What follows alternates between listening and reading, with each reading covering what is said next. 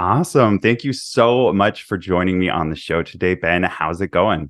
Yeah, I'm great, thanks. How about yourself? I'm doing very good. I'm very excited to have this conversation about venture capitalism with you. So, what I want to do today is I want to jump into all the bits and bobs about venture capitalism. But first, how about you tell everybody a little bit more about your background and who you are and why you're having this conversation? Yeah, sure. I'm the founding partner of Chasing Rainbows, which is an early stage venture fund which invests in LGBTQ plus founder companies. I guess like my background, I was a founder myself previously. So I exited my own company in 2021.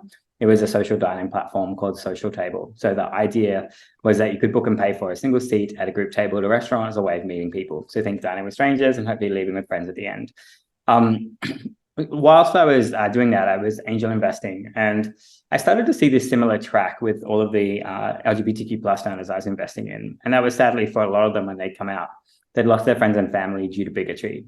And when the very first round of fundraising for a startup founder is quite literally called friends and family, and you don't have any, it's like, where are you supposed to go to get that access to capital? And so I kind of looked at the ecosystem of venture and realized that there wasn't a specific early stage venture fund focusing on the LGBTQ plus community. And so I saw an opportunity to sort of do that. And so created Chasing Rainbows about 2 years ago. We've invested so far, I think, in 14 companies to date, I think. And of those companies, we're really excited. Our only requirement is that one of the founding team members has to identify as part of the LGBTQ plus community.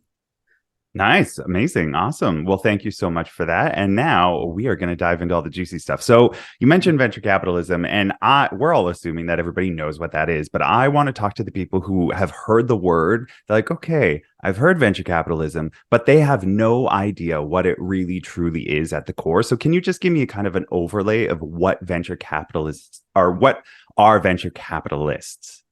Yeah, so venture capitalists are individuals who manage and deploy capital for limited partners into startups or entrepreneurs, essentially. And so, what the way it works is that a limited partner or an investor will invest in the fund, and then the general partners of that fund, so myself and Patrick, who's my other general partner in Chasing Rainbows, will deploy that capital into startups that we choose.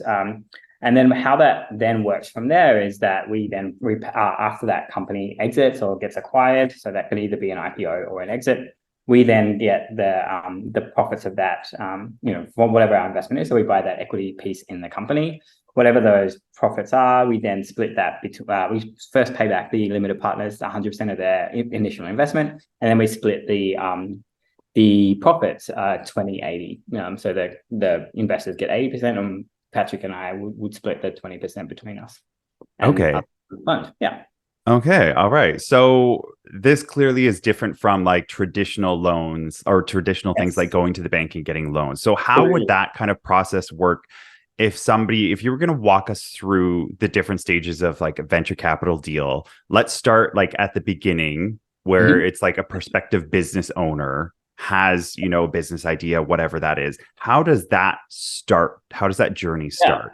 So I think the first thing that I always like founders to and entrepreneurs to really think about is my business a venture backable business? And so that's, I think, the first question you should always ask yourself. And so what I mean by that is this a business where you can see getting multiples upon multiples of return of that capital and having a really large exit, so having someone acquire you for several hundreds of millions of dollars to $1 billion valuation, for example. And so that is the goal. And so as an investor, I will prioritize investing in companies that have the ability to get to that $1 billion valuation. So that's the first question. Is this a business that can get there? In terms of debt financing and things like that, obviously I would always recommend that venture capital is actually the last place you go to get funding for your company. And I say that because the expectations are very different of a venture backable business than what they are for someone who's going to like a small business or something like that. And so in terms of a small business going out and getting a debt finance or a loan, like that works really well for companies that may get to a point where they're having a $10 million a year sort of profit line, that sort of thing, but they aren't necessarily going to scale or grow any further than that. And so, perfect example of that would be something like a clothing line or something like that. I personally don't believe that they are venture backable, and the reason why is because I don't see like the amount of money that people have to invest in order to be able to get customers and things like that, and the inventory and levels and things like that. It just makes it really hard as a venture backable business. Particularly because we have to return that capital or return that fund within 5 to 7 years, up to 10 years is the max. And so thinking about that timeline and how fast you can scale and grow that, I think is really important to think about. And so my preference is always getting some startup financing from grants. So starting with grants from going to, local government, state government, or even federal government to sort of see what grants are available for small businesses. And there might be loans, which you can get directly from the government, or you can go to a bank and get that, which is debt financing again. And the return on that, obviously, you're paying a percentage point on having to return that capital. But what that means with both of those is that that's non-dilutive capital. So you own 100% of your company. If you go to the point of going to venture capital, however, essentially what an investor does is they buy equity or the promise of future equity if they're investing in an early stage company. And so essentially what that means is that you are not now 100% owner of your company. You might own 90% or 80%. And that obviously keeps getting diluted down further and further. The more people that you come, the more money that you raise, and the more people that come on to be an investor in your company as well. And so when you start thinking about that more and more, you actually start losing the power in your company in some respects as well. And so obviously as big investors start coming in, they write larger size checks. What they expect is to be able to get a board seat. And so when they have a board seat, that's when the direction of the company is no longer just what you want it to be. It's what all of the investors want it to be as well. And so again, I just want to hone in on that point that I made earlier, which is venture capital should be the last place that you go to get funding for your company. First start off with grants or small business loans. Yeah, because then you're going to end up like Sam Altman and what's going on over at OpenAI with a whole schwack mess of everything going on. Exactly. And I think that's the thing. Like, when you have a board that can essentially fire you as the CEO, you lose control of your own company as well. And so you just have to be very conscious about what that looks like for you and what the goals are there. Okay. So taking it back to when you're looking at something, you're going at, okay, can I 10x this, 20x this, and then exit at these large sums? You don't necessarily want to go after somebody who's not going to be able to produce that. So is that why a lot of people think that venture capitalism is almost synonymous with the tech industry now, because those large exits tend to happen? Yeah, I think that kind of makes sense, absolutely, because that's where you're starting to get these large scale valuations in particular. And then also thinking about like the ability to scale things fast as well. So if you had a standard, I don't know, like a retail store, for example, actually growing the business, going and then doing it again and again and again and again is a lot of hard work, and it will actually take a lot of time as well as a lot of money to be able to do that as well. So that's why there's offerings like franchise model and things like that, which is a little bit different from a branding perspective. But outside of that, if I keep thinking about like the ability to scale fast, like obviously technology is the way to do that. And so like thinking about products like SaaS products and to be honest, like I don't mind if a company is B2B or B2C. I think it works in both senses. It's just really thinking about what your model is, and will this model actually be something that will be able to grow and will be able to scale quickly? Because remembering that we have the 5 to 7 year sort of like goal in terms of returning that capital back to investors, and obviously aiming for like a 5 to 10x of that. Okay, so I'm curious, chasing rainbows, you've helped a number of companies. I'm curious, are all of those ones tech companies, or are there examples you have of maybe not a tech company, but they are doing really cool, amazing, cool Yeah, things? so not everything is tech, but we have tech or tech adjacent is what we like to invest in. And so one of the companies, and I don't have my samples here, is called Tomtex, which has created a bio-based leather alternative out of mushrooms and shellfish shell waste. Now that company is not technology, as in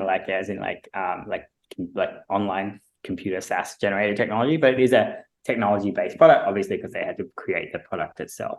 Now, the reason why this company is going to be a great investment for us is because from a materials perspective, thinking about sustainability, obviously the environment, and thinking how we are moving towards a more sustainable future, that company really fits into that sweet spot. And so thinking about that, what they've created, like I said, this bio-based leather alternative. But when they started in like fashion, so small leather luxury goods like wallets and handbags and things like that.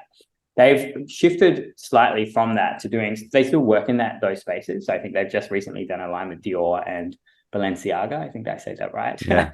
I'm not fancy enough to say Balenciaga. that word. But then on the other side, they've now started doing car seats with Porsche, BMW, Audi, and Jaguar. And so for me, thinking of that long-term strategy of replacing leather with this bio-based leather alternative, I think is a really great option. And so thinking future forward, that deal, I think, is going to be a great one from a sustainability standpoint. The other thing as well is that they just, as of like last week, actually converted. We invested in their very first round. So we invested in an $8 million valuation cap. There was no price on their shares or anything like that, to last week where they converted with Happiness Fund. Which was the first investor in Beyond Meat. They actually put a price on every share. So now we've actually, all of our shares are being priced, and we actually got a 25% uplift on our shares, which is amazing in terms of the value. And then, we're now at a $12.7 million valuation cap, which obviously will continue to grow further and further.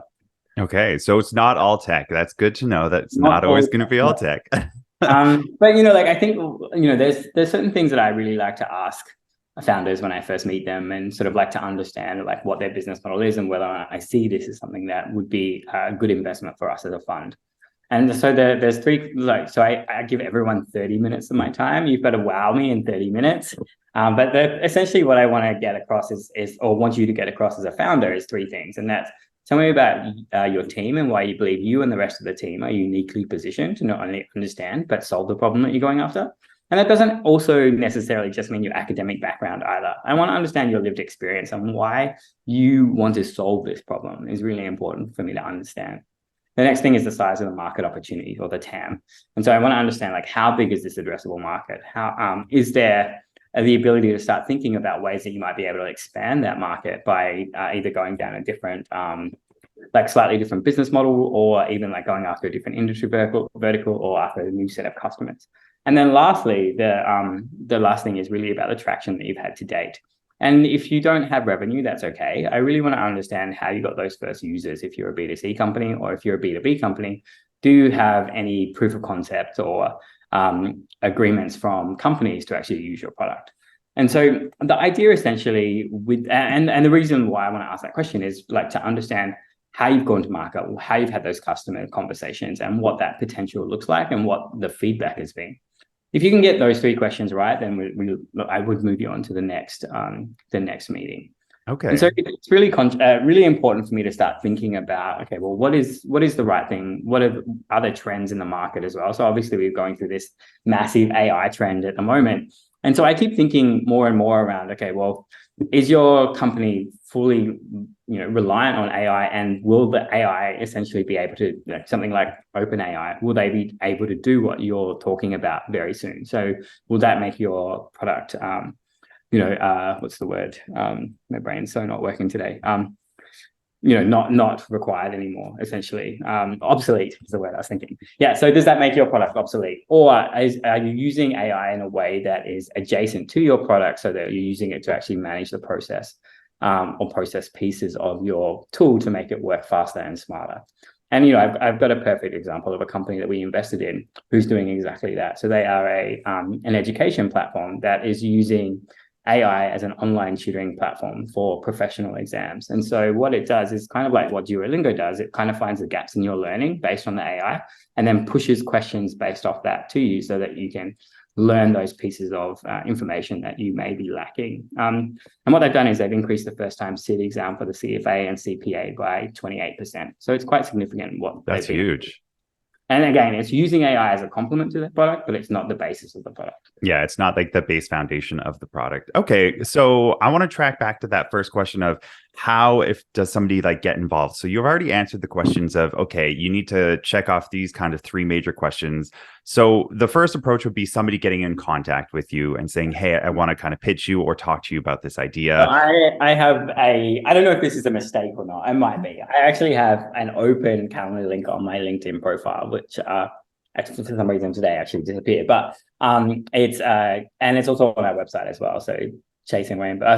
Literally the Calendly link. So calendly.com/chasingrainbowsvc. gets you into our calendar, and then you can find the founder link and then fill out the information there. Oh, perfect. So you make it super easy for somebody to get in that first step to make it super approachable, because I think that's one of the first things that, at least for me, looking from the outside in, it was always like, oh, tech bros, and very much a world that wasn't very welcoming, especially to LGBTQ people. And so it was like, how do we even get involved in that space without feeling intimidated? So you've really opened the door and made it accessible to people. Yeah, and I don't know if that's a mistake or not. I don't actually, I am actually joking here. It is absolutely not a mistake. And the reason why I say that is that our best deal, which, you know, that founder Googled LGBT investor, found our LinkedIn and our website, booked a meeting with us, we invested, and that deal went from a $5 million valuation cap to just recently, like I think 2 weeks ago, signing a $120 million valuation cap. So we've increased our investment in that company by 26%. 26 times, sorry. And so just saying that having that open calendar link has been the reason for our success. And it's just about being visible and then having an opportunity for people to find. So, okay, you make it super easy to access, which is great. People need to know that. They come in, they answer those 3 questions. You're really excited. I want to move a little bit further along on the stages of this journey with you. And how does that next step look of like, okay, you want to invest. What does that look like for an owner who's like, how much of the piece of the pie am I giving up in exchange for this? Yeah. What's that all look like? So we essentially will usually sign on a safe note, and so that's if we're early stage. So any early stage investments are anywhere from pre-seed to Series A, and so pre-seed is usually a safe note. So seed is mostly on a safe note, but there sometimes are examples where that would be on a either convertible note or a actual term. Someone has actually put a term sheet together and actually put a price on your shares or a price round. And then you get to a Series A, which is, you know, always a price round pretty much. And so looking at all of that process in general, like usually you'll be signing on a safe note. If you're giving away, so if you go into a safe note where it's the promise of future equity, usually what I like to see are companies that are looking at raising like between $500,000 and $1 million. Not 500,000, sorry, and $1 million. And then, you know, their valuation cap is somewhere between $3 to $8 million, essentially. That's what I like to look for in a pre-seed round. At a seed round, I'm thinking something more along the lines of 1.5 to 2.5 million in terms of a raise amount. And you'd be looking at a valuation cap anywhere between 8 to 15. And then for a Series A, you'd be thinking about raising, you know, 2 to 5 million essentially, and then you'd be looking at valuation cap of 20 million plus. Yeah. Okay. And so this is but what's the percentage that the owner is looking to give away? Is there like a certain number? Like, no, there's not really a certain number. That's why I sort of gave those ranges. Okay. And so it's usually somewhere around 10% to 20% for the round. Okay. So how would this differ from, you know, getting that loan basically means, okay, they own everything, but they have to bootstrap it. This is just giving them more access to money. No, so with a loan, actually, you could still get a loan from a bank and, you know, from a business loan perspective. And so you would be still 100% owner, but the bank would obviously be lending you that money and you'd have to pay that back. And so one of the things I'm really, really big on is like thinking about that ownership level and what you are willing to give away as well. So just being conscious about what that is. You don't want to be, you know, it's better to own a little bit of nothing than, a little bit of something, than a lot of nothing, if that makes sense. Something that's nothing.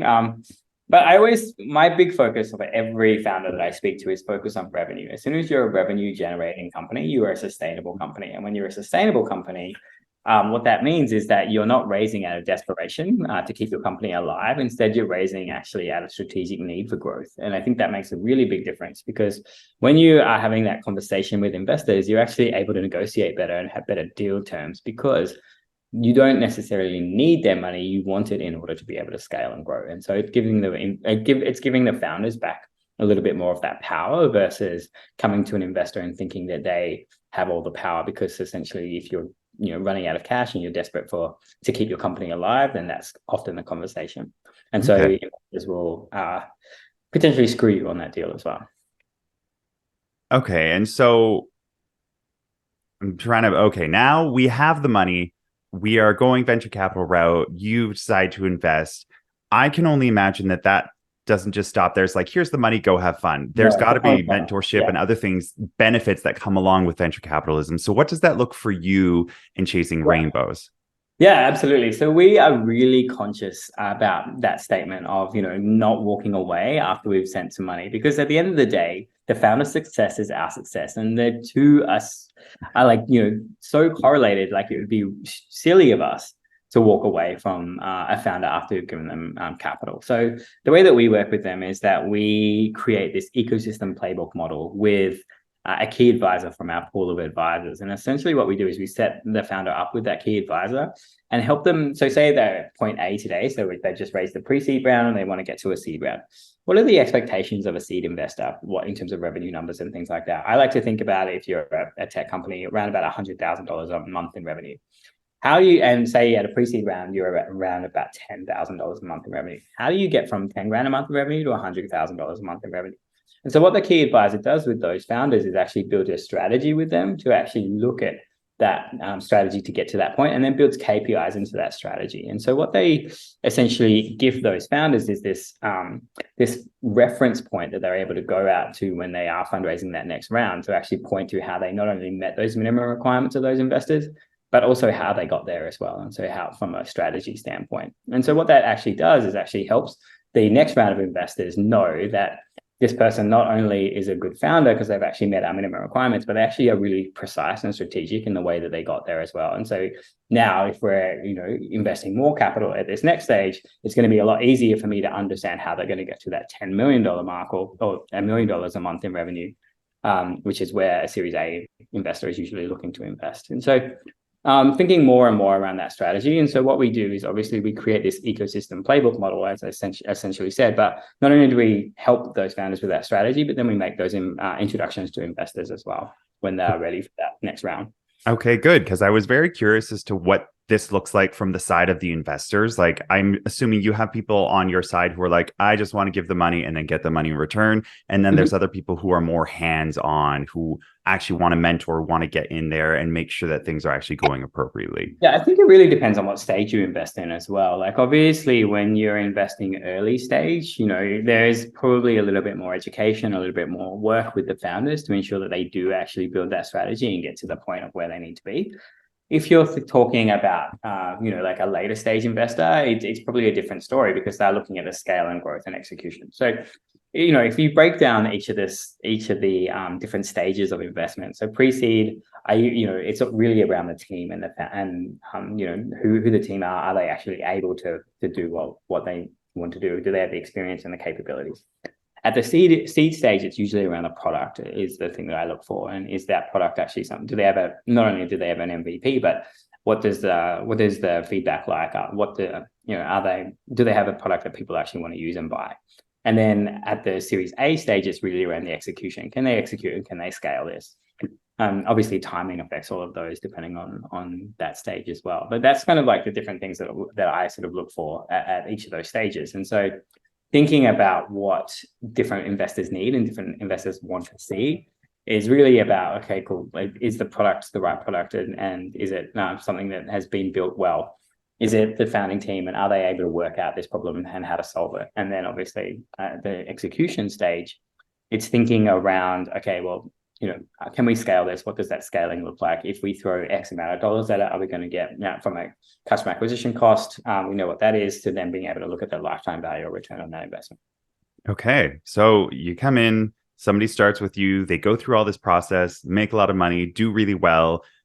Let's talk about exit strategy now, because I know that that's something really important, and that's kind of comes towards that, not end, because relationships continue and all that, but that's really important. So let's get into an exit strategy. What is it? Why is it crucial? Why is it important for both founders and investors? Yeah. So, I mean, the way that a fund works, as I mentioned, is that we need to be able to return the capital that the investors initially invested in us, and then obviously return multiples on that capital as well. And so thinking about an exit, like I said before, we're looking at companies that can exit within 5 to 7 years. In terms of a pre-seed company, obviously seed and Series A gets a little bit shorter than that. And so when I think about that more and more, thinking about what the expectations are for me as a general partner of a fund, what we're looking for founders is to actually think, okay, well, not only is this company scalable, but what is the best exit strategy for them? Is it IPO or is it getting acquired by another company? And usually acquisition is probably the thing that most companies are doing these days. Within a time frame, I feel like that seems to be the fastest way that people are sort of like getting their company or having an exit. I was going to mention that. IPO obviously is a much longer ordeal. However, we've got a company that's looking to IPO next year, and so depending on how that process looks for them, but I see that founder, actually achieving this because that they are very driven, which I love. But that would be, I would imagine, maybe one of the only companies in my portfolio that would IPO. All the rest would be going for an acquisition. For listeners who don't know, could you just explain what IPO is? Initial public offering. So that's when you float on the stock exchange. Gotcha. So that takes it from being a private company to being a public company. That's correct. Yeah. Gotcha. Which usually brings in a lot more money. It does, yes. But at that point, all of the early investors have already sold their stock, right? So usually like an investor will wait to the point of IPO. As soon as that that is done, then they will assign their shares to be sold. Awesome. Okay, so exit agreement's really important. You get to the finish line, and then what happens once that kind of is done? Is it's like, oh, here's your company, have a great time. What do those relationships look like for you? I know you're a new fund, so you maybe haven't gotten to those places yet. But what do you hope that looks like? So, one of the things that I'm really conscious of is how do we create wealth generation, not only for the investors and people within the LGBTQ plus community, but also for the founders as well. And so my goal would be for our founders to not only have, work with them for this company, and then obviously when they exit, I would love, to keep that relationship going by either having them invest back into the fund, which would be amazing. And I've actually had a couple of companies who I invested in my earlier as an angel investor who have now invested in my fund, which is amazing. But then, think about, well, maybe that founder will start a new company, or maybe they'll do something else. And so we'd love to be on that journey with them as well. These relationships are not, like short-term relationships. When you go in to have an investor on your cap table, that relationship is usually a relationship that's going to last 7 to 10 years, if not more. And so it's really important to understand who the right people are that you are bringing into that fold as well. Definitely. I want to ask, how long is the time frame that you usually go between initial contact and then deciding that you're going to work with people? Because like you said, if it's going to be a 7 to 10 year relationship minimum, how much due diligence do you put into that beginning part? Yeah, so we have 4 stages of investment diligence that we do. So the first meeting will be that 30-minute meeting that I mentioned earlier. The next meeting is an hour-long meeting with either myself or Patrick. And then the third meeting is actually where we bring in a key advisor plus the other general partner. So if Patrick's been the one doing those first conversations, then he'll bring me in, or vice versa. And then the last meeting after that is an internal meeting where we essentially vote whether or not we would or will not make that investment. And we have venture partners as well who may be at the stage before that, who are like sort of looking for new deals as well. Okay, so that could be a couple of weeks to a couple months time frame. Yeah, exactly. Yeah. Gotcha. Sometimes it really depends on also like whether or not the founders have met what we're looking for as well. Sometimes we have founders who are really great founders, but they're not ready for investment yet. And so we would push them to go and focus on revenue or focus on something else and come back to us. And so, anywhere between a couple of weeks all the way through to 3 to 6 months. Yeah. Okay, awesome. Is there any times where it's like maybe they don't have revenue, but they have either great idea or acquisitions in the pipeline that they're like, these are companies I want to acquire to build XYZ that you would look at? Actually, I think it's more around the fact of the founders, actually. So who are the founders and do they have the experience to be able to bring this product to market quickly and then to focus on the revenue? So we invested in a company called Hello Wonder, which is an AI platform for kids to go and search the internet safely. And so that tool, they haven't got revenue yet, but the founders to it, one of them is ex-Disney and Pixar for 20 years focusing on their gaming. And then the other 2 founders of that company are both AI specialists from Google. And so with 10 plus years experience. And so the 3 of them together makes a really, really strong, compelling team to invest in. Gotcha. The product is really amazing. So I got to see the product and experience it. And then looking at the other side of when they're now slowly onboarding and actually doing their go-to-market. And so they are a company that hasn't necessarily got revenue coming, or a large amount of revenue coming through the door. But I know as soon as they do have that, it's going to be takeoff. Yeah, just by what you said, I was like, oh, that's definitely very, very needed. Yeah, I'm super excited about that company. Actually, I know they're going to do some really great things. Nice. Okay, so thank you so much for walking us from start to finish, kind of what it looks like working in a venture capital world, what that looks like for you. I want to dive in just a tiny bit because there's been a lot of news down in the States around specific organization that is coming after LGBTQ organizations, people of color organizations, kind of on this reverse discrimination charges of like, oh, well, you're not giving access to white people, you're not giving access to straight people. This is discrimination. What's your experience been in this? And are you fearful, or do you have any nervousness around chasing rainbows and getting to that place where people might start coming after you in that regard? I would welcome it, to be honest. And the reason I say that is because if they actually looked at the data, they would realize that less than 0.5% of all venture funding has ever gone to someone who identifies as part of the LGBTQ plus community. Let me sit with that just for a sec. 0.5% of all of the capital. So if they're going to attack me over me wanting to invest in a really highly overlooked and under invested in population, then go ahead. And then on the other side of that, like just thinking about founders who go back into the closet whilst fundraising. So 75% of founders go back into the closet whilst fundraising because they believe being part of the LGBTQ plus community is going to be a bad mark against their name. And we have seen this represented when founders have shared stories around general partners at other funds who have used vice clauses, such as the sin clause, which means that you can't invest in weapons and gambling and things like that, to openly discriminate against an LGBTQ plus founder if they've got different religious or political views. Now, to be honest, again, crazy, right? Absolutely crazy to think about that. So the way that we position ourselves as a fund is that we do invest in LGBTQ plus founder companies. But the way that we propose it is that we ask the question, do you or someone in the founding team identify as part of the LGBTQ plus community? Yes or no? That's it. I don't know who. I don't need to know who either. I also don't care.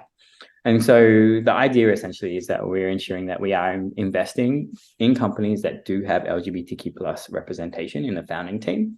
And that really is our mandate. And the reason why is because we believe, and data shows that they have better outcomes. So LGBTQ plus founders create 36% more jobs, have 114% more patents, and have 44% more exits. So for me, and I'm a simple maths guy, this actually makes, it's a highly underrepresented or overlooked group within venture capital who have really great returns. So why not invest more into that space to get better returns?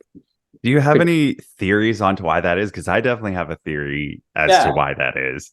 So I do actually, and mine's probably a little bit jaded, but my theory is that LGBTQ plus founders have a certain chip on their shoulder, right? And that is to prove that we're just as good, if not better, than everyone else, because we have to work twice as hard for half the respect.